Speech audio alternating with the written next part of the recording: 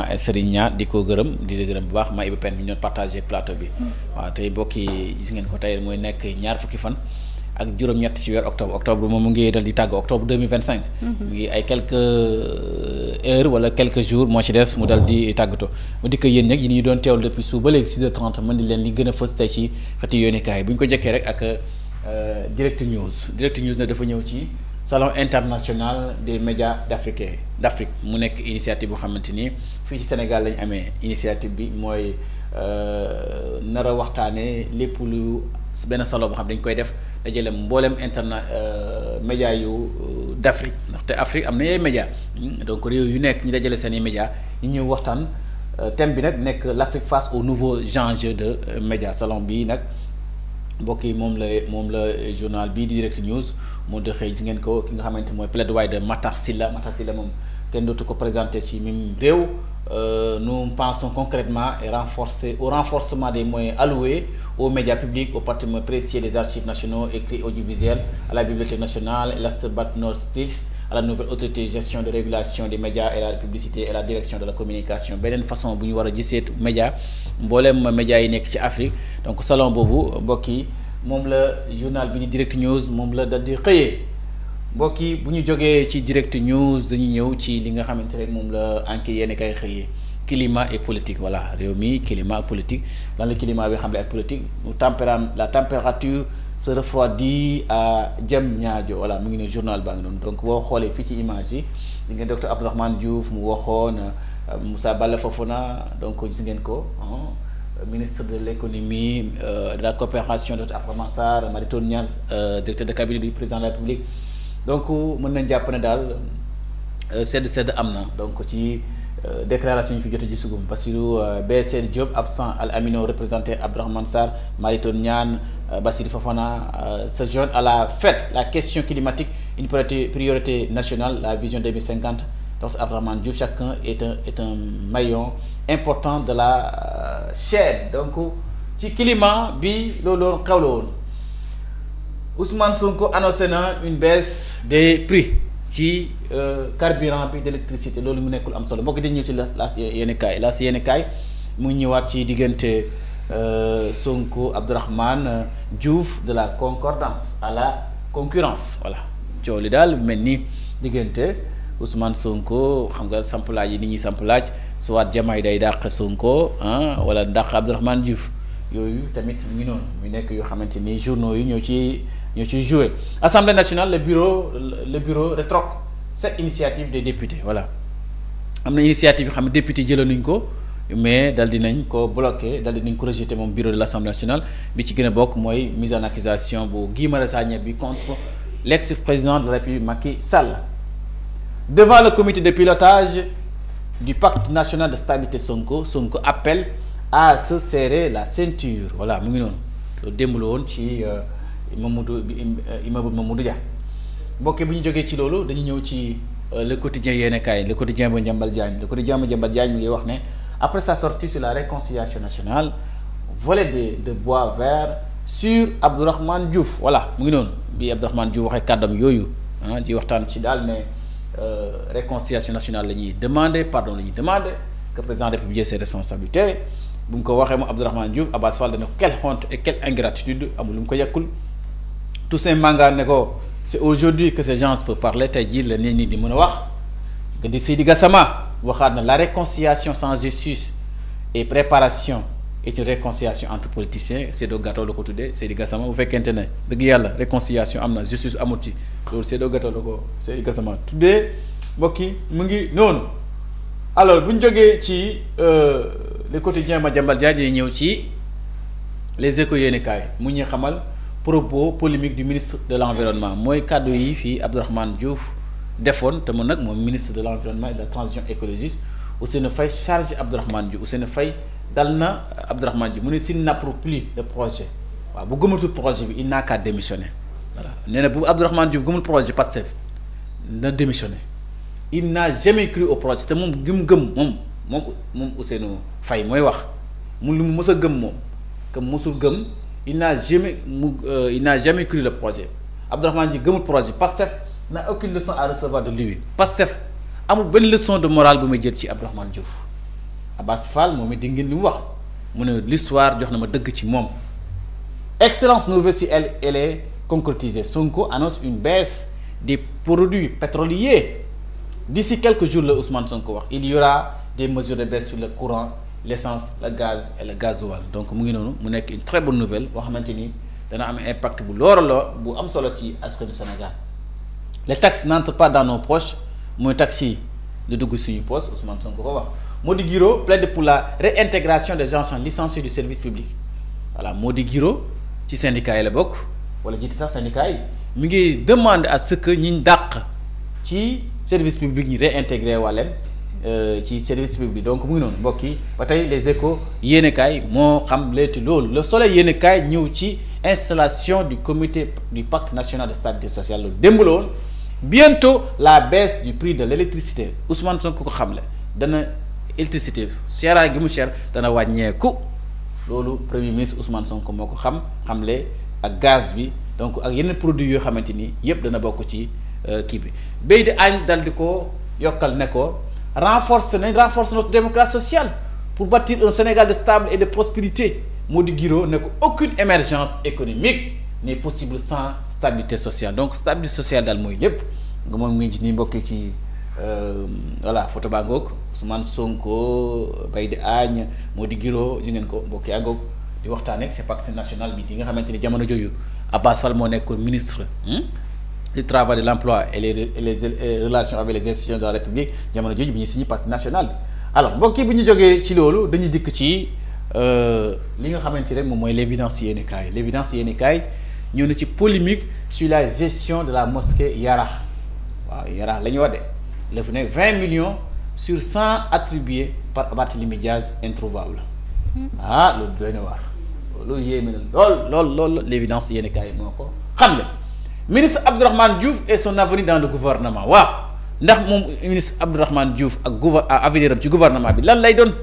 moom ñu ëpp ci gouvernement bi ñu ngi koy critiquer ci sortie bi nga xamante ni gars yi apprécié wuñ ko sortie médiatique mission commande ou commandité laaj bi ñu samp ndax moom sortie bi dañ kaa yónni wala moom it moo def lii c'est partisan niché à l'enseignement supérieur donc mu ngi noonu en tout cas sortie bi am na lu mu ko jural bu ko teeloon na xam du ko doxalee noonu. Libération yéenekaay ñëw na ci demande d'extradition de Madiambal Diagne la chambre d'instruction de Versailles ouvre le dossier tey jii la woon une première audience prévue ce 28 octobre les avocats de Madiambal Diagne comptent demander un report autant de mois mais ni information yi jotagum léegi demande d'extradition bi dañ ko reporter ndaxte avocats yi ñoo ko sàkku Sonko annonce des mesures de baisse sur les prix le premier ministre le seul combat qui veille c'est celui de l'inclusion économique lu ko amal njëriñ la comme rek moom mu ne moom mooy li ñor premier ministre Ousmane Sonko pour que comme réewum Sénégal ñi defaraat ko gën a ko dëgëral gën ko ñogal loolu mooy guddeeg ak bëccëg mbokk bu ñu jógee ci libération yéenekaay dañ ñëw ci l'info yéenekaay ñëw na Ousmane Sonko sur la dette et les ressources publiques ñëw na ci moom premier ministre de la République mu ne la situation économique du pays est catastrophique waxaat na ko nee na situation économique réew mi dafa doy waar gën na doy waar cela ne fait l'ombre d'aucun doute loolu amatul ci benn sikk-sàkk waaw maanaam réew mi koom-koom bi dafa nërmilu dafa doy waar li ñu fi fekk les richesses que nous créons servent à rembourser la dette lu ñuy créer li nga xamante ay richesses yoo xam ne créer nañ ko loolu dañ koy jël rek di ko rembourser dette di fay bor rek ñu ngi fi nekk di fay bor mesure d'allègement du coût de la vie vers une baisse de prix de l'électricité et du carburant donc woyofal dana woyof mu ngi noonu en tout cas journal bi di L'Info yéenekaay moo ko dal di xamle bu ñu jógee ci loolu mbokk ñëw ci l'Observateur yéenekaay ñëw na ci différents présumés de ko tuddee différents wute bu mën a wute buy sikki sàkk ci diggante Ousmane Sonko ak président de la République Diomaye Faye fait parler son silence alors mu ngi noonu l'Observateur yéenekaay ñoo ko mel ni ko jéem a xalaat voilà mu ngi noonu Assemblée nationale les dessus du rejet de la proposition de mise en accusation de Macky Sall le député Guy Marius Sagna promet de revenir à la charge Guy Marius Sagna ni du bàyyi de rejeté nañ résolution bi waaye du bàyyi dana dikkaat ci charge bi Badara Gadiaga face au doyen des juges démolit l'accusation moom Badara Gadiaga weddi na bépp tuuma buy teg ci ndoddam bi Badara Gadiaga ginnaaw bu mu jàkkaarloo doyen des juges nee na li ñu ko tegal dara amut interview Maguette Ndiaye bu duggee journal bi di ngeen ko fi gis alors mbokk bi ñu jógee ci loolu dañuy ñëw ci point actu mi ñu xamal série de manifestations politiques à Dakar marche et rassemblement à grand risque sanitaire waaw ci jamono ji ñuy wax ne réew mi am na jàngoro mu ngi commencé di wër yenn régions yi ñu bëgg ci benn jour mu am ñaari manifestation ñii opposition bi ñi ne dañuy manifester ñii dañuy manifester beneen côté bi ak 31 octobre ci weer octobre bi am na benn manifestation prévu le 31 et 8 novembre les rendez-vous politiques du PASTEF de Gëm Sa Bopp et du FRDR parce que beneen opposition se tiendront dans un contexte sanitaire particulier tendu marqué par une recrudescence des cas voilà ji nga FR Mpox et Dengue explose partout dans le pays ay jàngoro yoo xamante ni dañ koy dégg mu ngi faat nit ñi loolu yëpp nag ñu bëgg ci bëgg boole def ay manifestation dajale ay nit tamit est-ce que loolu it waroon ci jël suñu matukaay alors mbokk yi bu ñu ñëwee ci li nga xamante ni bi ñu jógee ci xeetu yéenekaay boobu di ñëw ci réew mi quotidien mu ngi xamal installé nañ comité de pacte de stabilité sociale bu installé nañ ko démb donc léegi Sonko nag annoncé nañ léegi nañ wàññi prix yi waaw ginnaaw bu ñu installé comité bi dañuy wàññi prix yi courant bi prix yi gaz bi prix yi carburant bi bu ko defee mu am impact ci askan bi rejet de la mise en accusation de Macky Sall les prédictions de Ayib Daffé mooy président du groupe parlementaire loolu mu def mooy ko Guy Marius Sagna moo ko dal di déposé kon mbokk yi dañuy dikkaat ci beneen yenn xaay mooy source A lu mu xëy tey source A ñu wax na ci Assemblée nationale résolution bi rejeté ci mise en accusation Macky Sall toujours en danger dafa ne fii attention mbokk yi l'Assemblée nationale rejette la résolution de mise en accusation de l'ancien président de la République mais attention mooy am na jafe-jafe yoo xamante ni Guy Marius Sagna façon bu mu ko déposé moo jaarul yoon ci forme bi waaye Macky toujours en danger.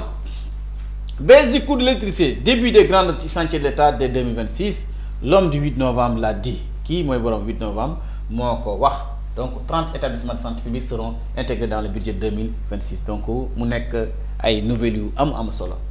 mbokk mi ñëwee ci quotidien yéene kaay baisse annoncée de l'électricité du carburant et du gaz Sonko prend date voilà Sonko prend date sortie du ministre Abdourahmane Diouf sur la réconciliation politique Seydi Gassama désapprouve Alioune Tine ak acquiesce mu ngi noonu ouverture des journées climat et développement de l'urgence à repenser les responsabilités et à exiger une justice climatique donc mu ngi noonu moom le journal bi Sud Quotidien dal di xamle bu jógee ci lu ñëw ci li nga xamante mooy tribune yéene kay Bougane Gueye Dany Haute Cour de justice la mise en accusation de Macky Sall bloquée pour vice de forme voilà loolu moo tax d'ailleurs ñu dal di rejeté nga xamante ne mooy Guy Marius Sagna Badara Gadiaga devant le doyen des juges Amadou Ba m'a attaqué sur un point de vue politique j'ai répliqué politiquement Amadou Ba da ko dal di attaqué ci gis-gisu politique mu tontu ko politiquement loolu képp dong la mais li ñu wax ci man sama der bi dara newu ci Badara Gadiaga moo wax loolu ñoo lànk rejoint Gëm Sa Bopp et compte saisir la Cour suprême voilà 8 milliards destinés aux populations de Bakel léegi ñoo lànk daal ak du fekk ñu Gëm Sa Bopp ñi daal day dem Cour suprême waaw voilà mu ngi noonu mooy bugg yéeni kaay Bougane Gueye Dany moo na wax tribune yéeni kaay Vox Populi dañ ñëw ci contre la cherté du coût de la vie loolu Ousmane Sonko jël na ci matukaay mi dañ koy wàññi loolu dañuy wàññi courant bi ñëw mise en accusation président Macky Sall les bureaux de l'Assemblée nationale rejeté nañ ko mais joxe ni région yi donc boo ko defee Guy Marius Sagna tontu na je prends acte de la décision du bureau de l'Assemblée nationale l'interprétation du bureau de l'Assemblée nationale est discutable waaw lu ñu wax ñun li nga xamante ni wax nañu ma loolu mooy manque ci mbir mi loolu lu ñuy waxtaan danaa ñëwaat Guy Marius Sagna dañu ñëwaat alors bu ñu jógee ci loolu dañuy dikk ci Walf Quotidien yéene kaay ñu ñuy xamal ba tey coût de la vie parce que bi premier ministre président du parti parce que bu wax ñu ne waaw waxu ci dund gi surtout dette bi ak yooyu mais boo gisee coût de la vie apurement de la dette intérieure financement des projets voilà les bonnes et mauvaises nouvelles de Sonko mu ngi noonu premier ministre daal dina ci wax voilà mu ngi noonu en tout cas bu ñu jógee ci loolu day ñëw ci yorikaay mi ñu xamal de la bravade à la reculade voilà de la bravade à la reculade départ Pape Malick Ndour dafa nu mu départ ak nu mu delloo ginnaaw dafa gaaw moom le journal bi xëy Pape Malick Ndour se débine devant les enquêteurs fanfaron hier, fébrile aujourd'hui. Pape Malick Ndour a fini par plier sous la pression. Celui qui se voulait intrépide et sur son droit à souverain perdu de sa superbie face aux enquêteurs derrière les grandes aires et les déclarations martiales, la réalité judiciaire l'a rattrapé, interrogé, il s'est montré existant, évasif, presque désemparé. Son changement de ton brutal trahit pour une peur bien réelle et l'étau qui serait revirement spectaculaire digne d'un virage à 180 degrés mais à nu la fragilité d'un discours de bravade désormais vide de sa substance. Donc nous avons wax yépp na ci plateau télévision yi aw ko ci manifestation bi moom jàkkaarloo des inquiétés dafa mel ni du pas beneen Pape Malick Ndour xëy na Pape Malick Diagne la sant waaw mais daal léegi daal sant Ndour parce que bi moom li mu doon wax yépp ci déclaration yi dëgg yàlla bu mu jàkkaarloo les enquêteurs yi dafa mel ni sans discours le journal bi la li ñëw. Transformation numérique. Le président Diomaye renforce le partenariat avec Soudatel et Expresso Sénégal